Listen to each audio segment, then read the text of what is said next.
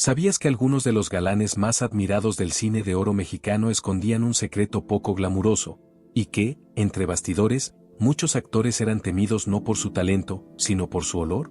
Desde quienes se negaban a bañarse durante semanas, hasta los que impregnaban los estudios con una mezcla insoportable de sudor, cigarro y perfume barato, estas estrellas hacían que los rodajes se volvieran una auténtica prueba de resistencia para sus compañeros.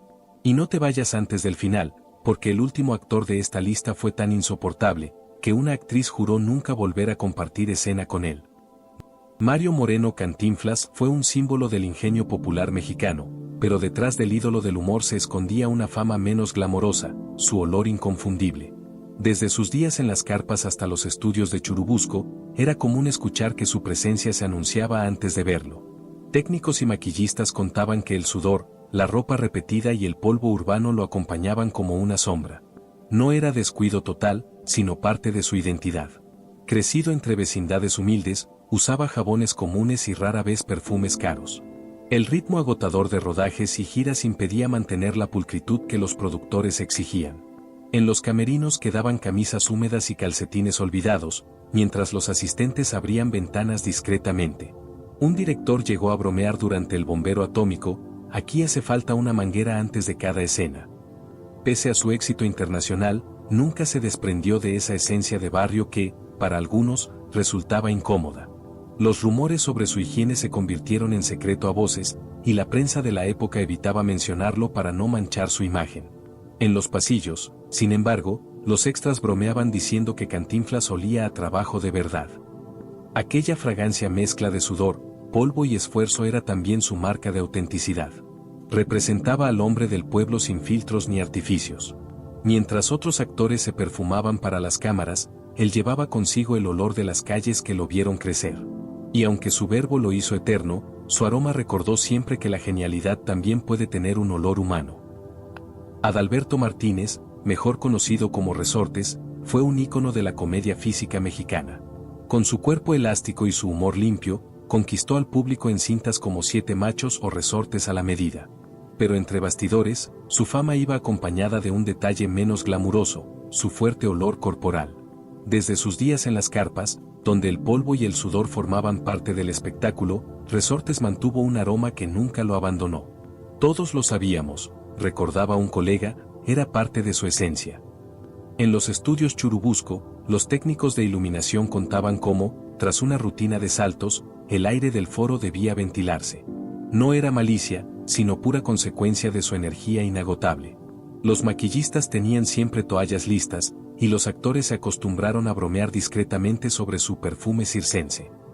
Algunos productores, sin querer prescindir de su talento, optaban por filmar sus escenas al aire libre, donde el viento mitigaba su olor. En rodajes cerrados, su sudor impregnaba el ambiente con un rastro tan intenso como su carisma. A pesar de las incomodidades, su profesionalismo era intachable, puntual, disciplinado y dueño de un humor que jamás necesitó vulgaridad. Resortes no buscaba oler bien, sino hacer reír, y lo logró como pocos. Falleció en 1994, dejando una huella tan genuina como su transpiración, una mezcla de esfuerzo, circo y pasión por el oficio que lo hizo inolvidable. Pedro Armendáriz, nacido en 1912 en la Ciudad de México, fue uno de los rostros más imponentes del cine de oro.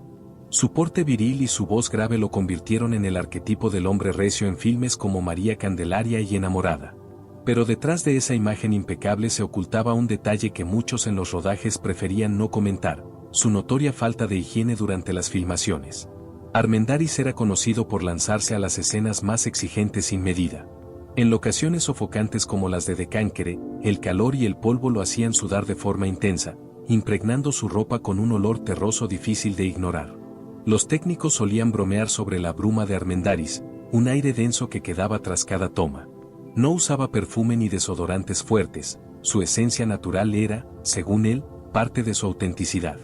Durante los 50, algunos directores pidieron grabar sus escenas románticas al aire libre, donde el viento ayudaba a disipar el ambiente. En los estudios Churubusco se contaba que, en La Cucaracha, hubo que colocar ventiladores extra por orden del director. Pese a las bromas, nadie dudaba de su talento ni de su compromiso físico con el papel. Su aroma, mezcla de sudor y tierra seca, se volvió casi una leyenda entre maquillistas y luminotécnicos. Emilio el Indio Fernández lo admiraba por su resistencia, aunque en privado pedía tener a la mano toallas húmedas. Armendáriz jamás se disculpó por ello. Su entrega lo definía tanto como su olor, un recordatorio de que la grandeza, a veces, también huele a esfuerzo. Joaquín Pardavé, nacido en 1900 en Pénjamo, Guanajuato, fue uno de los artistas más completos del cine de oro mexicano. Actor, director, guionista y compositor, su genio creativo parecía no tener descanso. Sin embargo, esa entrega constante al arte dejó huellas perceptibles más allá de la pantalla. Era famoso por su carácter alegre, su ingenio y su talento natural, pero también por un detalle menos glamuroso, su escasa atención a la higiene personal. Pardavé pasaba largas noches fumando y escribiendo guiones, rodeado de tazas de café y humo. Su ropa, su piel y hasta su cabello absorbían ese olor a tabaco viejo y sudor seco, una mezcla que lo acompañaba a cada rodaje. En los estudios Churubusco, técnicos y maquillistas comentaban en voz baja el ambiente denso que quedaba tras sus ensayos. Todos lo notábamos, pero nadie decía nada, recordó años después un compañero de filmación. El aire se espesaba, sobre todo en foros cerrados donde su presencia era inconfundible incluso antes de que hablara. Pardavé, ajeno a las críticas, solía responder con humor cuando alguien insinuaba algo sobre su aroma. Para él, el arte estaba por encima de la apariencia. Su mente bohemia prefería concentrarse en los diálogos o las partituras, no en las convenciones de limpieza. Ese descuido, sin embargo, comenzó a incomodar a ciertos productores que evitaban incluirlo en rodajes prolongados. Aunque su talento seguía intacto, su figura perdió protagonismo en los años 50. Algunos lo atribuían a la edad, otros, a la dificultad de compartir con él los estrechos sets llenos de humo y calor. Joaquín Pardavé murió en 1955, dejando un legado inmenso, y un recuerdo impregnado de café, cigarro y genialidad. Su aroma, tan humano y rebelde, quedó como el símbolo involuntario de un creador que nunca buscó ser perfecto, solo auténtico. Luis Aguilar, el Gallo Giro, fue uno de los charros más imponentes del cine de oro mexicano. Su porte firme y voz ranchera lo convirtieron en símbolo de la masculinidad rural. Pero detrás del galán de sombrero impecable existía una fama que pocos se atrevían a mencionar, su aroma inconfundible. Fiel a su vida norteña, Aguilar pasaba horas en sus ranchos, rodeado de caballos, gallos de pelea y perros. Ese contacto constante con el campo lo marcaba literalmente. Llegaba a los estudios oliendo a establo, paja y sudor, mezcla que ningún perfume lograba ocultar del todo. Un técnico recordaba entre risas, parecía que acababa de ensillar ganado. Durante los rodajes en los estudios Clasa o en locaciones rurales, su esencia campirana se volvía tema discreto entre el equipo.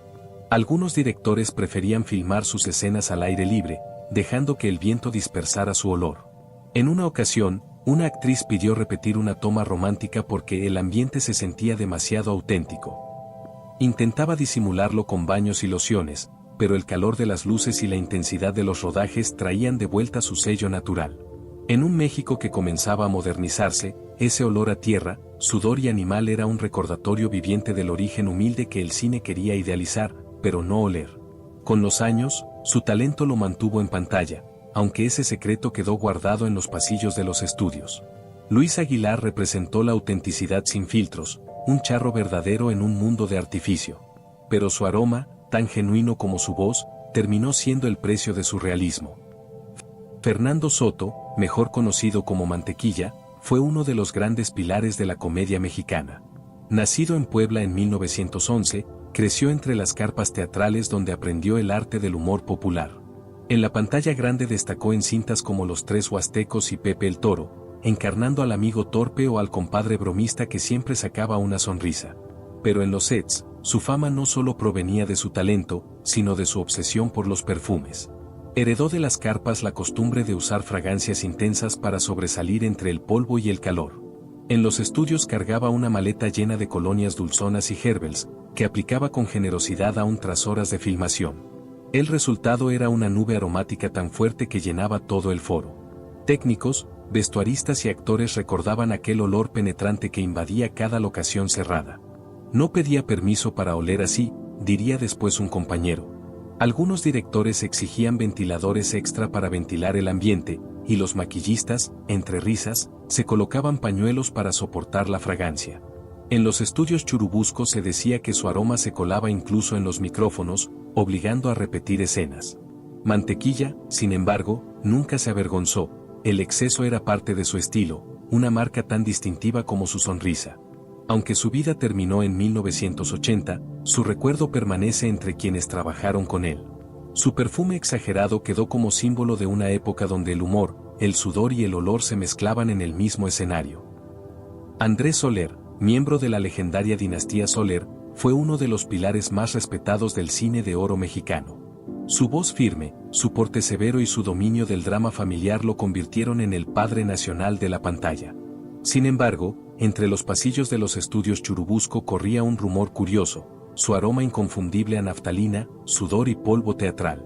A diferencia de otros actores, Soler prefería usar siempre los mismos trajes, cuidadosamente conservados desde su época de teatro. Eran prendas de lana gruesa que rara vez enviaba a la tintorería, protegidas con bolas de naftalina para evitar las polillas. El resultado era un olor penetrante que se mezclaba con el calor de los reflectores. Olfatearlo era como abrir un baúl de recuerdos, contaba un utilero entre risas. Durante los rodajes, maquillistas y extras sabían que la cercanía a Soler implicaba respirar aquel perfume añejo, mezcla de ropa guardada y humo de cigarro. En los sets cerrados, algunos actores pedían ensayar con las ventanas abiertas, aunque nadie se atrevía a comentarlo directamente, su autoridad imponía respeto. Él, ajeno a los murmullos, respondía con profesionalismo, llegaba puntual, se sabía el guión al pie de la letra y ofrecía actuaciones impecables. Su olor, lejos de restarle dignidad, terminó simbolizando la transición entre el teatro clásico y el cine moderno. Representaba una época en la que el arte olía a camerino viejo, maquillaje rancio y pasión por el oficio. Cuando falleció en 1969, muchos técnicos recordaron con nostalgia esa esencia Soler, el aroma del maestro que, incluso fuera de cámara, seguía oliendo a historia viva del cine mexicano. Germán Valdés, Tintán, fue el comediante más moderno, irreverente y cosmopolita del cine de oro mexicano. Su estilo pachuco, su dominio del Spanglish y su carisma desbordante lo convirtieron en un símbolo de rebeldía. Pero entre bambalinas, su presencia no solo se anunciaba por sus bromas, sino también por un aroma tan particular como su personaje, una mezcla de perfume fuerte, tabaco y sudor de escenario. Desde sus días en la XCW hasta los estudios de Churubusco, Tintán era incapaz de pasar inadvertido. En los foros se decía que su esencia era inconfundible. Pasaba horas bailando, cantando y repitiendo tomas con el cuerpo empapado, sin cambiarse la camisa hasta que terminaba la jornada. Intentaba cubrir el olor con colonias dulces importadas, lo que solo producía una fragancia híbrida, mitad elegante, mitad bohemia. Los técnicos bromeaban diciendo que Tintán olía a cabaret caro con ventilador descompuesto. Sus compañeros lo querían demasiado como para decírselo directamente, y él respondía con carcajadas cuando alguien insinuaba su aura aromática. Era un hombre nocturno, dormía poco, fumaba mucho y su vestuario colorido solía impregnarse del humo de los bares donde buscaba inspiración. Aún con su fama internacional, nunca perdió ese toque callejero que lo hacía único. Su olor no era descuido, era la huella de una vida intensa, de noches en cantinas, de bailes interminables y risas sin final. Tintán no solo llenó la pantalla de ritmo y humor, también dejó flotando en los estudios un recuerdo olfativo inigualable, el del artista que olía a vida, ritmo y libertad. Rodolfo Acosta, nacido en 1920 en Chihuahua, fue uno de los rostros más duros y recordados del cine de oro mexicano. Con su mirada feroz y su mandíbula de acero, se ganó el título de villano por excelencia. Nadie encarnaba mejor al maleante de rancho o al rebelde sin ley. Sin embargo, su intensidad no solo se percibía en pantalla, también se olía. En los estudios se decía que Acosta llevaba siempre encima un aroma mezcla de sudor, tabaco y whisky. Su carácter indomable lo hacía resistirse a los cuidados personales.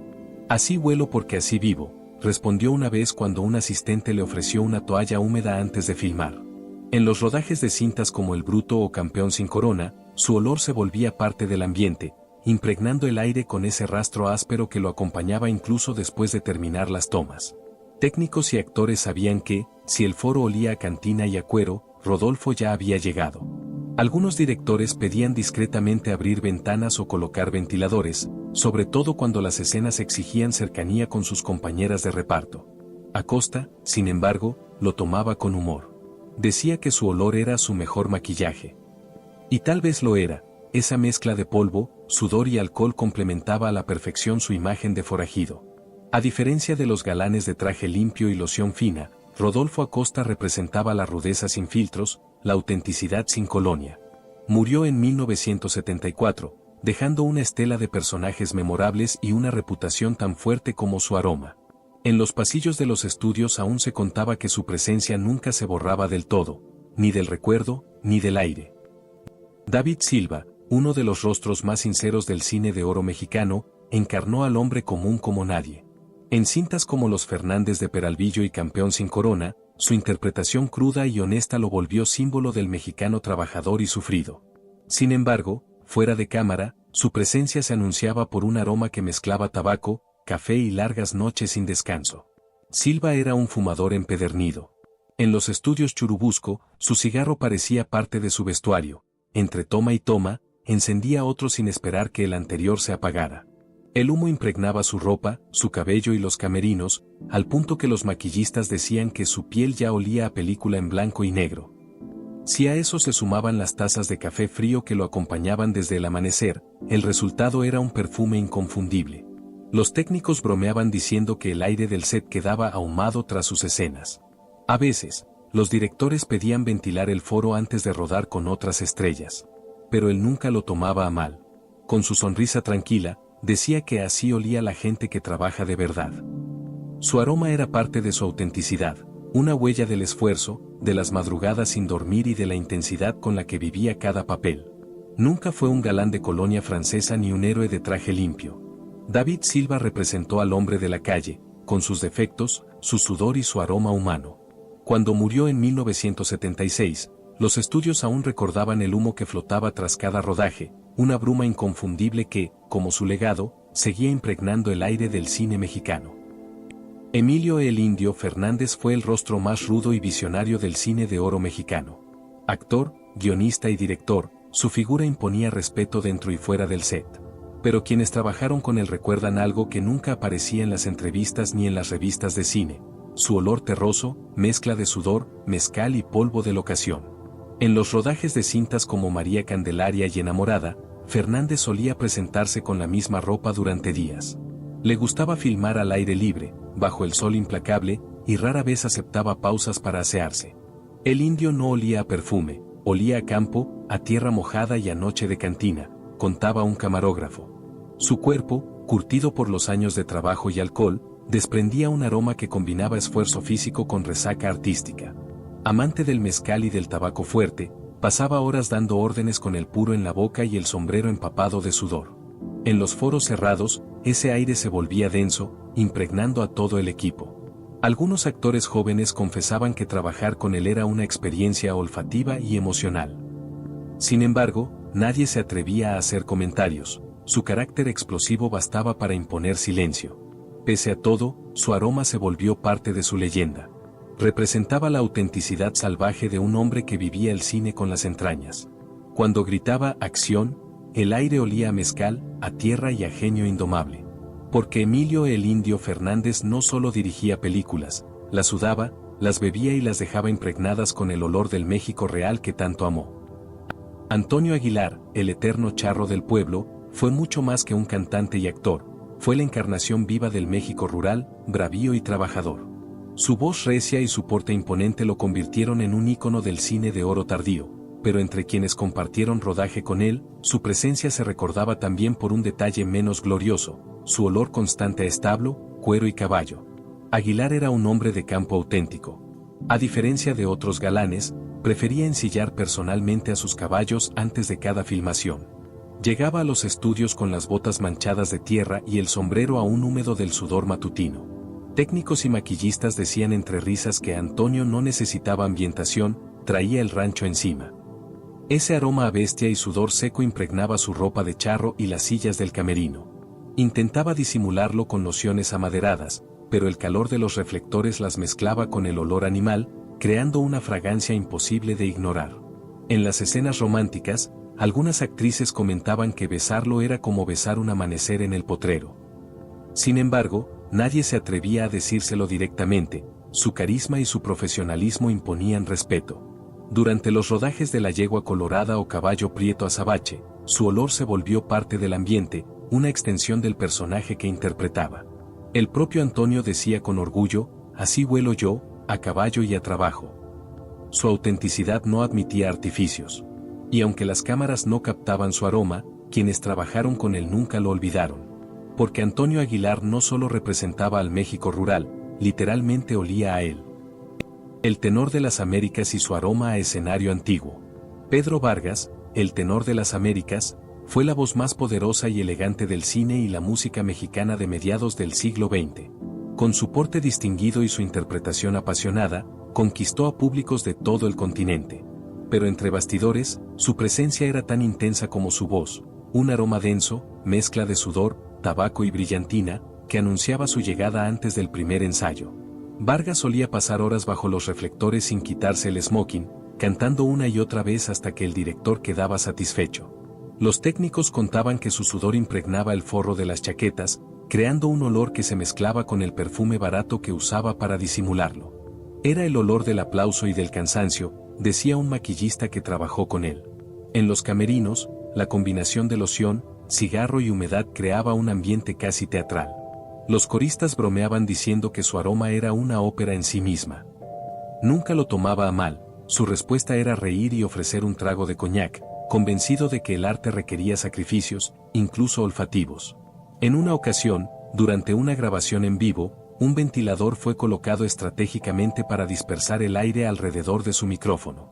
Su olor no provenía del descuido, sino del exceso de trabajo, del sudor acumulado tras giras interminables y noches sin descanso.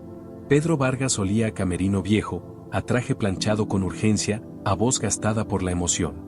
Ese rastro se quedó impregnado en los estudios de radio y cine como una huella invisible de su entrega total. Cuando falleció en 1989, los músicos que lo acompañaron por décadas aseguraron que aún podían oler su voz en los foros vacíos. Era la fragancia de un artista que cantó con el alma, y que dejó en el aire el perfume imborrable del esfuerzo y la pasión. Arturo de Córdoba, figura elegante del melodrama mexicano, llenaba la pantalla con una voz envolvente y una mirada calculada. Fuera de cámara, en cambio, lo precedía un rastro inconfundible, una mezcla densa de loción alcohólica, brillantina y tabaco que impregnaba camerinos y pasillos. En los estudios Clasa decían que su entrada se adivinaba por el murmullo del aftershave. En Churubusco, los utileros abrían discretamente las puertas para que corriera el aire. Perfeccionista y metódico, repetía tomas hasta pulir cada gesto. Entre una y otra, no se cambiaba el saco para conservar la caída exacta de la solapa, y el sudor se combinaba con la colonia especiada, volviéndola más penetrante. Los maquillistas tenían a la mano talco y toallas frías, las actrices bromeaban, a media voz, con que los besos románticos venían marinados en fijador de cabello. Un sonidista juraba que, en Vértigo, no el de Hitchcock, el nuestro, hubo que mover el micrófono porque la nube aromática parecía hacer estática. A él poco le afectaban los murmullos. Consideraba el aroma parte del personaje, un galán que olía a noche, a whisky de sobremesa y a cigarro consumido con prisa. Algún director pidió ensayar en patio abierto para aliviar el ambiente, otro colocó ventiladores detrás del decorado. Nada empañaba su control en escena. De Córdoba dejó un legado de interpretaciones precisas, y el recuerdo persistente de un perfume que, como sus diálogos, se quedaba flotando en el aire mucho después del corte. Antonio Badú, el eterno galán de mirada profunda y peinado impecable, fue uno de los rostros más codiciados del cine de oro mexicano. Su elegancia y su voz grave lo convirtieron en símbolo de seducción masculina. Sin embargo, tras esa fachada de perfección se escondía un detalle que muchos recordaban con una mezcla de gracia y resignación, su penetrante olor a pomada capilar y loción almizclada. Badú era vanidoso hasta el extremo. Antes de cada rodaje, pasaba largos minutos frente al espejo aplicando brillantina, cera y perfumes importados que saturaban el aire. Los maquillistas decían que bastaba con entrar a su camerino para marearse. En los foros, su fragancia se adelantaba a su llegada, una nube densa de tabaco, colonia y fijador que lo envolvía como parte de su personaje. No necesitaba presentación, recordaba un sonidista, el olor lo presentaba primero. Durante las escenas románticas, las actrices intentaban disimular la incomodidad que provocaba esa mezcla empalagosa. Algunos directores pedían ventilar los sets antes de grabar los besos, mientras los utileros escondían discretamente los frascos de loción para evitar refuerzos aromáticos entre tomas. Pero Badu lo consideraba un sello personal: el público espera un galán perfumado, no un albañil, decía con ironía. Con el tiempo, esa obsesión por la imagen se volvió parte inseparable de su mito. En los pasillos de los estudios Churubusco se decía que su olor podía impregnar un vestuario durante días. Antonio Badu no solo dejó un legado de películas y boleros, también una estela de colonia y vanidad que, décadas después, sigue flotando como eco de una época donde el glamour tenía fragancia propia. Pedro Armendáriz Jr., hijo del legendario galán del mismo nombre, heredó no solo el talento y la presencia, sino también una intensidad que se manifestaba hasta en su olor. Actor de temperamento fuerte y entrega total, solía impregnarse de una fragancia mezcla de tabaco, cuero, maquillaje y polvo de foro, el aroma del oficio, como él mismo lo llamaba. En los estudios Churubusco y San Ángel, técnicos y maquillistas recordaban cómo, tras varias horas de rodaje bajo las luces, su camisa quedaba empapada y el aire del set adquiría una densidad particular. Olía a personaje, contaban sus compañeros, una combinación de loción masculina, café frío y el humo del cigarro que jamás soltaba. Su piel, curtida por años de filmaciones al sol, retenía el olor del calor y la jornada. A diferencia de su padre, no pretendía disimularlo. Decía que los actores no debían oler a perfume, sino a verdad. Durante el rodaje del Crimen del Padre Amaro, un camarógrafo relató que pidió un descanso solo para ventilar el foro. Armendáriz rió y comentó: «Así huele el cine mexicano, compadre». Su presencia era magnética y su olor, inconfundible. No a descuido, sino a entrega, a largas noches de grabación, a pasión por el oficio y a la nostalgia del viejo cine. Cuando murió en 2011, los técnicos veteranos decían que en los estudios aún flotaba su esencia, esa mezcla terrosa de humo, sudor y memoria fílmica que olía, literalmente, a historia viva del cine nacional. Rubén Rojo, actor español naturalizado mexicano, fue uno de los rostros más elegantes del cine de oro, recordado por su porte sobrio y su voz templada. Sin embargo, detrás de su imagen impecable se escondía una peculiaridad que los técnicos de los estudios Churubusco jamás olvidaron: su persistente olor a tabaco rancio y vestuario guardado. Fumador empedernido desde joven, pasaba horas entre escena y escena con un cigarro entre los dedos. El humo se impregnaba en su ropa, en su cabello y hasta en los guantes de utilería. Vestuaristas decían que su saco olía a camerino antiguo, mezcla de telón húmedo, colonia fuerte y ceniza. Aunque intentaba cubrirlo con perfumes europeos, el resultado era una fragancia densa, inconfundible, que parecía flotar en los sets incluso después de su partida. Durante los rodajes de cintas como La Escondida o El Derecho de Nacer, los directores pedían abrir las ventanas para disipar el aire espeso que quedaba tras sus escenas. Las actrices, con humor, lo llamaban el aroma del drama. Rubén sonreía y respondía que el cigarro lo ayudaba a concentrarse, que sin él no podía encarnar la melancolía de sus personajes. Nunca se habló públicamente del tema, pero entre bastidores era un secreto compartido. Rojo dejaba tras de sí el rastro de un artista intenso, de madrugadas sin descanso y de camerinos llenos de humo. Murió en 1993, y quienes trabajaron con él aún decían que su olor era tan persistente como su mirada, una mezcla de nostalgia, nicotina y teatro, que olía, literalmente, a cine de otra época. Pedro Infante, nacido en 1917, fue el rostro del cine de oro mexicano y el alma del México ranchero. Su voz, su sonrisa y su carisma lo convirtieron en un héroe popular. Pero detrás de esa imagen impecable, había algo imposible de ocultar: su sudor. En los foros de filmación, su transpiración se volvió casi tan legendaria como su talento. En los estudios Churubusco, bajo el calor de los reflectores y los trajes de cuero, Pedro se entregaba con tal intensidad que empapaba varias camisas en una sola jornada. Cabalgatas, peleas o serenatas bajo el sol lo hacían sudar como si cada escena fuera real. Técnicos y vestuaristas bromeaban sobre su perfume ranchero, mezcla de esfuerzo, cuero y polvo, que llenaba el set tras cada toma. Un extra recordaba: Pedro era una máquina, no paraba, sudaba a mares. Aunque usaba lociones caras, ninguna lograba dominar su olor a vitalidad. No era falta de higiene, sino consecuencia de una energía desbordante que lo distinguía. En una filmación en Morelos, incluso un director pidió pausas porque su sudor distraía a la actriz principal. Aún así, su magnetismo lo hacía intocable. Su aroma se volvió parte del mito, el olor del hombre auténtico que vivía sin límites. En una época que idealizaba la perfección, Infante encarnó lo contrario, el ídolo humano que olía a trabajo, pasión y verdad. Su sudor no lo ensombreció, lo convirtió en leyenda, en el charro que transpiraba entrega y dejó en el aire la fragancia de un México genuino.